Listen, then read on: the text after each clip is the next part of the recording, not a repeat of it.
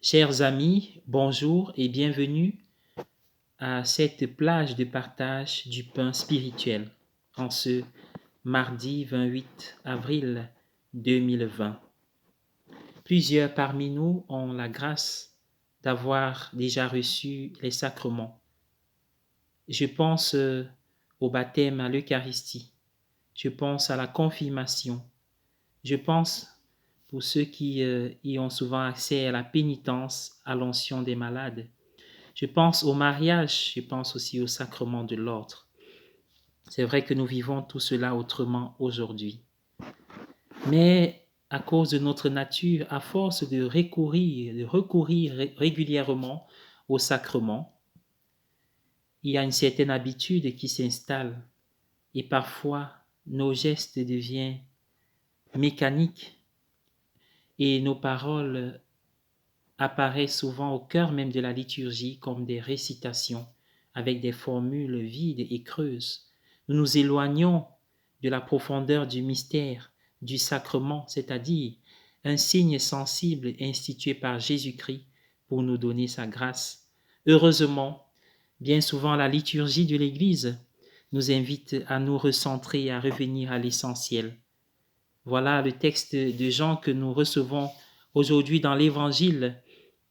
Comme d'habitude, il nous fait passer d'une question sceptique, un questionnement sceptique, à un enseignement profond et plein de nourriture spirituelle. Voilà, parmi la foule de plus de 5000 personnes que Jésus avait nourries, un groupe se rue vers lui pour lui poser une trappe, le mettre face à un défi. Et Jésus va bien sûr s'en sortir, mais son enseignement nous édifie encore pour nous aujourd'hui. Alors ils disent à Jésus, quel signe veux-tu nous donner pour que nous puissions le voir et te croire? Jésus l'avait dit, heureux ceux qui croient sans avoir vu. Les yeux de la foi ou la foi des yeux. Nous recherchons les yeux de la foi et non pas la foi des yeux. Jésus savait bien qu'il se référait à cet épisode de l'Écriture où le peuple d'Israël, leurs ancêtres, avaient été nourris pendant 40 ans dans le désert.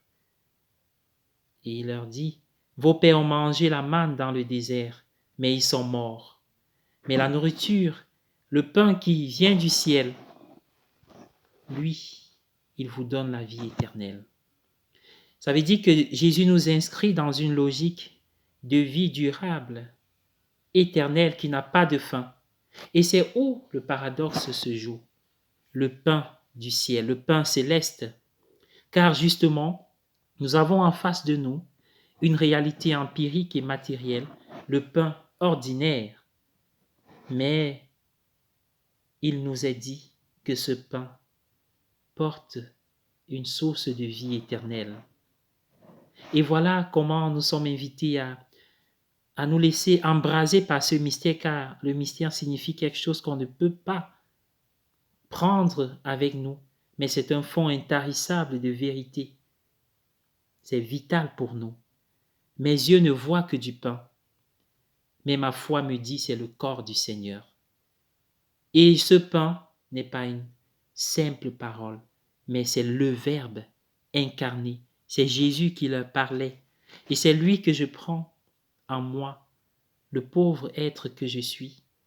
Mais parce que pauvre, bien que pauvre, le Seigneur m'a aimé. Il s'est livré pour moi, pour m'élever. Louis-Marie Grignon de Montfort, Pierre Charbel, que nous célébrons aujourd'hui.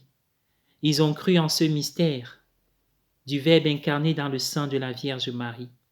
Et chacun d'entre nous doit pouvoir revisiter la profondeur des sacrements auxquels il a accès, car ce sont vraiment des richesses éternelles et divines. Que le corps du Christ que nous recevons spirituellement nous accompagne et nous consolide jusqu'à la fin, c'est-à-dire la fin de ce confinement, mais beaucoup plus jusqu'au royaume céleste. Voici le corps et le sang du Seigneur. la coupe du salut et le pain de la vie. Dieu immortel se donne la nourriture pour que nous ayons la vie éternelle.